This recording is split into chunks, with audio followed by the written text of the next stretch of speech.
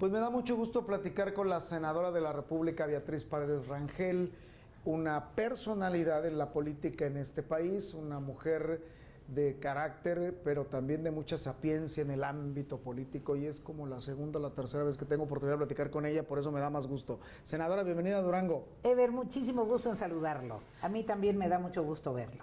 A ver, senadora, son tiempos distintos, momentos distintos en esta travesía de un país que ha estado en constante cambio. El otro día, curiosamente, digo, como vaticinio, me encontré en YouTube aquella respuesta que le da usted al informe del presidente López Portillo, ¿no? Efectivamente. ¿Tenía usted cuántos años? Ya llovió 24. 24 años. Sí, ya llovió. Pero ya era una chavita. Sí, pero además de la juventud, una respuesta a un informe en aquel tiempo, pues era la apertura para muchas cosas en la política. Particularmente porque fue la primera Cámara de la Reforma Política. Exacto. El parteaguas del sistema político mexicano, el inicio de la transición democrática, el inicio del fin de la era del partido hegemónico, y que tuviese yo el privilegio de ser la primera presidenta de la Cámara de la Reforma Política, pues fue una extraordinaria lección, un extraordinario aprendizaje. Y aquellos tiempos a estos muy parecidos, ¿eh? ¿No? No. Al menos en el aspecto de la forma de gobernar del actual presidente. No. ¿Tampoco? No. Hay una diferencia muy importante. La etapa de la hegemonía priista, el priato en su máxima expresión, era una etapa así, con el poder concentrado, pero de construcción de instituciones. Esta etapa es una etapa de destrucción de instituciones. Se ha destruido el sistema de salud prácticamente, se ha destruido la estrategia de política agropecuaria, se ha puesto en duda el papel de la administración pública, no se respeta el conocimiento, el profesionalismo de las personas que tienen mucho tiempo ejerciendo funciones de gobierno. Hay como una especie de desprecio al conocimiento. Entonces, es una etapa distinta. O sea, aquella era de construcción, esta es de destrucción. De instituciones. Pero la misma práctica de un presidente... De centralismo autoritario. Que tenía un autoritarismo muy parecido al de Andrés. Pues lo que pasa es que Andrés se formó en el viejo PRI. Sí. Le queda mucho de la impronta. Hoy escuché a Graco decir, el exgobernador de Morelos, que le costó trabajo salirse del PRI en su momento. A mí me parece que el presidente Andrés Manuel, a quien más se parece, es al expriista Andrés Manuel. Sí, totalmente. Oiga, en ese contexto, senadora, yo creo que el Frente Amplio está perdiendo el tiempo. Y está perdiendo el tiempo porque está bailando al son que le tocó finalmente a Andrés Manuel y Morena. Y se lo digo con todo respeto, hay una mujer que fue disruptiva, que es Xóchitl Gálvez, que ha sido completamente distinto a lo que ha presentado el Frente Amplio. Y si nos vamos a capacidades, bueno, a lo mejor Beatriz Paredes, su experiencia, su trayectoria, pero yo creo que se pierde el tiempo cuando, si ya tienes la fórmula en Xóchitl Gálvez, entonces ¿por qué tanta faramalla como lo hace Morena? Porque en Morena sabemos que va a ser Claudia. ¿Por qué aquí algo similar a lo que hace Morena? ¿Por qué legitimar algo que es evidente va a ser, a final de cuentas, la mejor opción para ustedes, que es la señora Xóchitl Gálvez, senadora de la República, compañera suya, por cierto? Ever, usted me conoce muy bien. Sí. Me sorprende que me haga esa pregunta. No, es que a veces se tengo que sorprender. Qué bueno. Pero me sorprende porque usted sabe que yo no me prestaría a ninguna faramalla. Puede que Xóchitl sea disruptiva, qué bueno que así sea. Pero dígame si cualquier persona seria, madura como yo, puede considerar en serio a alguien que hace 4 semanas decía que quería ser jefa de gobierno, que para lo que estaba preparada era para ser jefa de gobierno. Así es. Bueno, entonces nosotros tenemos, si somos serios, que darle continuidad a un proceso. ¿Qué tal si vuelve a cambiar de opinión? ¿Qué tal si de repente decide otra cosa? Entonces, yo creo que la política es un asunto de mayor consistencia. Creo que la política es un asunto que requiere el que la ciudadanía, el que la sociedad sepa que los candidatos van a gobernar con certidumbre. Y en ese sentido, yo no estoy jugando. Yo no juego. Usted no se está prestando, pues, yo no estoy jugando. A hacerle yo no estoy jugando a la democracia, ¿no? Yo estoy participando de buena fe, estoy participando, planteando tesis en función del desarrollo del país, estoy participando para enriquecer la plataforma del Frente Amplio, y mi experiencia es que el humor social en México es muy variable. Hace 4 semanas yo iba arriba en todas las encuestas. Es como si en ese momento lanzo una campaña publicitaria para que le pregunten a todos que por qué no declinan a mi favor. Soy la más experimentada, soy la más honrada, etcétera, etcétera, y voy arriba en todas las encuestas. Pues es un juego publicitario. Yo creo que la política es bastante más que la publicidad. Sin embargo, no dejamos de lado la tesis de que la percepción en política sigue siendo y pesando en el tema electoral, en el sentimiento del mexicano. Naturalmente, la percepción es muy relevante, pero no es lo único, y mucho menos cuando la gente va distinguiendo y va conociendo, y cuando en los últimos meses, en las últimas elecciones, las encuestas han sido tan fallidas. Imagínese, incluso en el Estado de México, cuando anunció Morena en la mañana sus resultados, se dio 8 puntos arriba. Así es. Entonces, también los márgenes en el mundo de las encuestas han sido muy diversos. Entonces es más faramaya lo de las encuestas y la forma disruptiva de Xóchitl Gálvez la realidad. No lo sé, yo no soy experta en encuestas. Yo lo que percibo es que estamos en un proceso que apenas va a la mitad, que se está desenvolviendo, que qué bueno que haya una competencia real. No lo sé, ya se desenvolverá. Pero en este momento, senadora, me aclara que usted no se presta a este tipo de juegos. Y lo creo, porque además, como usted bien lo dice, conozco la trayectoria de Beatriz Paredes y conozco también esa parte del timing político que ha tenido siempre, pues desde muy jovencita, lo que hablábamos hace un rato. Pero es que me parece a mí que se ha caído en ese juego que el mismo presidente, viejo priista de antaño, recalcitrante, autoritario, pues ha impartido, él ha marcado prácticamente el paso de su sucesión. O sea, avienta sus corcholatas, un término que a muchos no les agrada, pero así les dijo él, y luego de pronto salen ustedes. No, vamos a hacer algo similar, vamos a legitimar a quien nos va a representar. Y la verdad es que pues es como un espejo, senadora.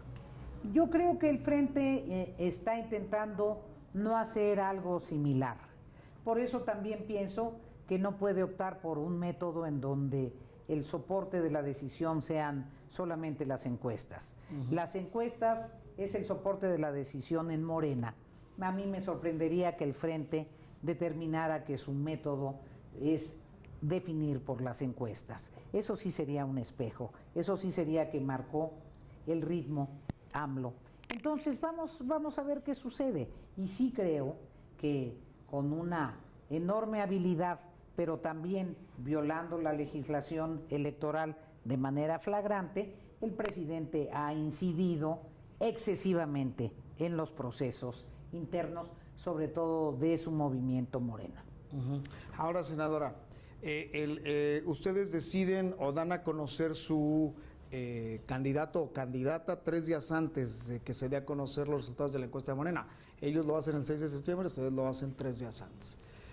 Esas similitudes son las que en el análisis podemos decir son muy parecidas.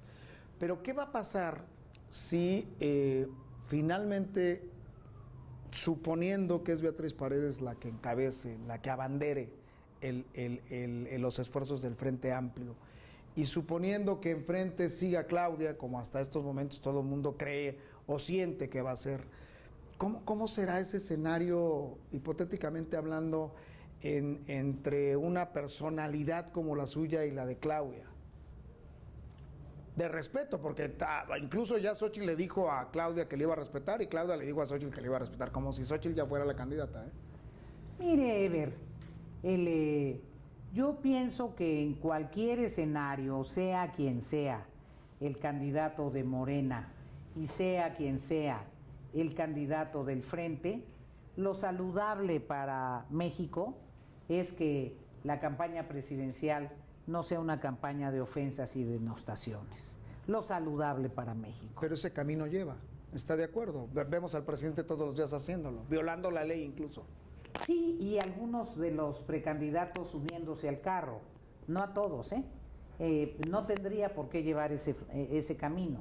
Si nosotros pretendemos que la polarización termine, si nosotros pretendemos que no se sigan ahondando las diferencias entre los mexicanos, si nosotros no queremos exacerbar los ánimos de confrontación, pues tenemos que ser responsables también con el discurso, ser críticos, firmes, enérgicos, agudos, pero no necesariamente ofensivos, groseros, descalificatorios. Uh-huh. El PRI es un partido ahorita con una situación difícil, adversa, y con una descalificación constante y permanente a su dirigente. A pesar de eso, hay gente valiosa como usted en el partido, creo yo, esa es opinión personal mía, pero no le alcanza al PRI realmente con esa calidad moral que pudiese tener para decir, nosotros vamos a sacar a Andrés Manuel de Palacio Nacional. La calidad moral del PRI no goza o no pasa por su mejor momento, señora. Pero por su dirigente. Pero la experiencia nos ha enseñado que los mexicanos y las mexicanas analizan a los candidatos, analizan a las candidatas, revisan las biografías. Nos enseña también la experiencia que en esta etapa son más importantes las personas que los partidos. Tan son importantes las personas, más importantes las personas que los partidos, y la alianza permite que las personas se proyecten, que así fueron los resultados electorales en Durango. Entonces hay evidencia que la sociedad sabe diferenciar los antecedentes y las biografías de las personas. Pero muy disminuido el partido, 2 estados, Coahuila y Durango. Pero no entiendo yo cuando el partido tenía todos los estados, qué terrible, una maquinaria electoral, no deja nada, y cuando regresamos a la normalidad electoral y somos competitivos y se distribuye el poder muy disminuido, bueno, por fin quieren la normalidad y la competencia. ¿Qué pasa? Pues estamos en la transición democrática, luego tendremos 6 estados, luego tendremos 15, así es la normalidad democrática. ¿Qué tanto valora Alito Moreno a Beatriz Paredes? No sé, pregúnteselo a Alito Moreno. Cuando venga le pregunto, pero por favor. Pero ¿cómo lo siente usted? No es un tema para mí. No hay un respeto, sí hay un respeto a su trayectoria, a su peso político. Soy senadora de la República. Tengo el respeto que un senador de la República debe tener del presidente del Comité Ejecutivo Nacional, llámese como se llame. Sí, bueno, pero Osorio, Claudia se fueron del partido por Alito. Yo no lo sé, yo recuerdo que el senador Osorio y el joven diputado Alito, cuando el senador Osorio era secretario de Gobernación, era el presidente de la Comisión de Gobernación. Esos señores tienen mucha historia, yo no puedo opinar. Uh-huh. Ahora sí que el adagio popular que dice que usted ha cruzado el pantano sin manchar su plumaje es real, es correcto dentro del PRI. El PRI ha tenido momentos muy, muy trágicos, muy difíciles y también muy vergonzosos, ¿no, Beatriz? Pero también ha tenido momentos en donde ha sido el pilar de la estabilidad del Estado mexicano. También ha tenido momentos en donde ha sido el eje de la construcción de las instituciones. También ha tenido momentos en donde permitió que el país se transformara. También ha tenido momentos luminosos. Hay que sopesar los claroscuros. ¿Cuántos años militando en el PRI al día de hoy? Yo empecé en la Confederación Nacional Campesina. La CNC. Soy más una militante de la Confederación Nacional Campesina, que es un sector del PRI. Muy bien, pero ¿en años, doña Beatriz? Desde joven milito en la Confederación Desde Nacional joven. Campesina. En ese sentido, ahora que tiene la oportunidad de competir por una candidatura, ¿cree usted que esa justicia revolucionaria pueda recaer en su persona o de plano no? No es un tema de justicia revolucionaria. Pues es que así le decían, hasta que te hace justicia la revolución. Así le decían los oportunistas. Yo nunca he sido oportunista. Y tiene muchos ahí, ¿eh? Sí, pero... En el PRI está lleno de oportunistas. Pero más en otros partidos. Los que se salen del PRI y creen que purifican todos sus errores y todas sus biografías cambiándose de partido. Si quiere usted hablar de oportunistas, ahí sí se está equivocando en ¿El PAN es análisis. oportunista? No lo sé. ¿Se alía con el PRI? Véanlo por regiones. Hay panistas muy respetables, como hay priistas muy respetables, como hay perredistas respetables. En fin, en todos los partidos hay gente respetable y gente no respetable. Es la condición humana, es la condición humana. Pero a ver, ¿usted concibe como cenecista esa primera fusión con el PAN, con el enemigo acérrimo? Yo pienso que a dónde había llegado, a dónde llegó el autoritarismo del presidente, las iniciativas legales presentadas, el retroceso, la regresión autoritaria, como para que dos partidos históricamente antagónicos decidieran unirse para que no tuviera Morena la mayoría constitucional en la Cámara. Ese fue el origen de la fusión. El exceso de medidas autoritarias plasmadas, intentadas plasmar en reformas constitucionales. Muy bien. Por último, dos preguntas finales. La primera, ¿Beatriz Paredes sí podría en determinado momento apoyar a Xóchitl Gálvez? Yo voy a revisar la plataforma que presente el Frente Amplio, independientemente de si soy la candidata o si resulta candidato Krill o Xóchitl o Enrique de la Madrid o Silvano Aureoles. Me parece que el proceso apenas se está desenvolviendo y en función de la plataforma, porque yo soy un agente más de contenidos, más de fondo que de superficie. Sí, y me queda claro, por ejemplo, la forma en que Beatriz Paredes ha transitado por la política, incluso, y se lo digo con todo respeto, su forma de vestir no es de hoy, es desde hace mucho tiempo. No tiene que ver. Usted está orgullosa de su origen, no es por un tema político, porque en campaña luego se ponen el huipil y se ponen el sombrero y les hacen limpias. Eso es muy característico del político mexicano. Usted no. Yo me he vestido así desde siempre. Y lo digo por Xóchitl, ¿no? Yo no es mi tema, es su tema. Se me hace que lo que le voy a hacer es conseguirle una entrevista con Xóchitl y le pregunta el 80% sobre Beatriz Paredes, bueno, como me está haciendo a mí. No, señora, para nada, no era el interés. No, pero pues parece. ¿Se le puede ganar a Morena? ¿Se le puede ganar a Morena? Sí. Por último, sí. Se le puede ganar a Morena. ¿Usted sí. le ganaría a Morena? La sociedad mexicana le va a ganar a Morena.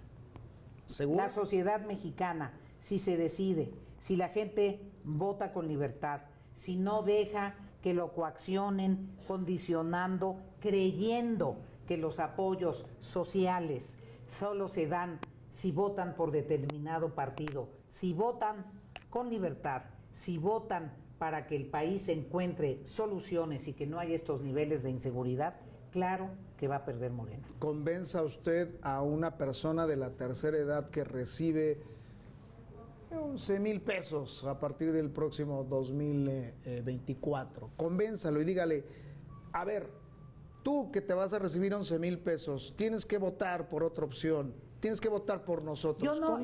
Yo no le hablaría jamás así a una persona de la tercera edad. Bueno, yo no soy al impositiva. joven, a la madre soltera, ¿cómo le haría?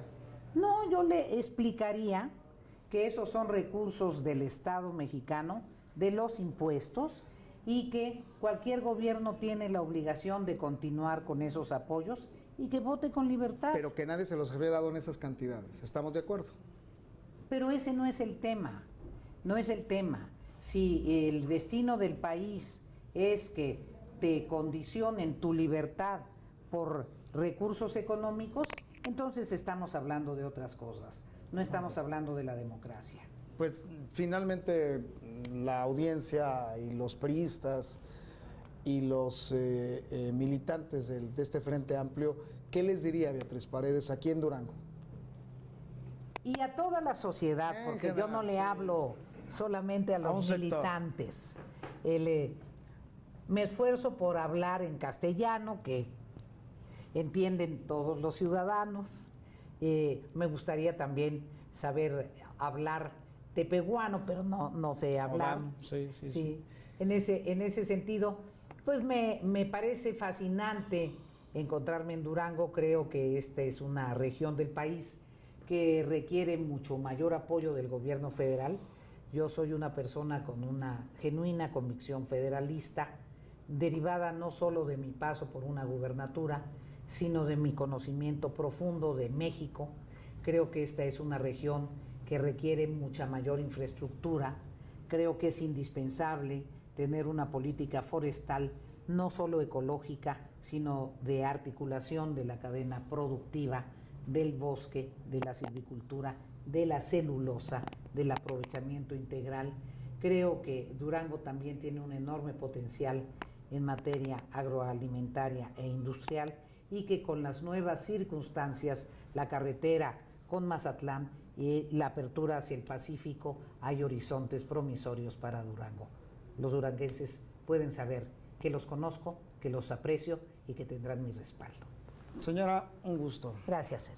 Un gusto saludarla. Gracias. Y qué bueno que nos permite platicar con usted el día de hoy. Gracias. Muchísimas gracias. Beatriz Paredes Rangel, senadora de la República.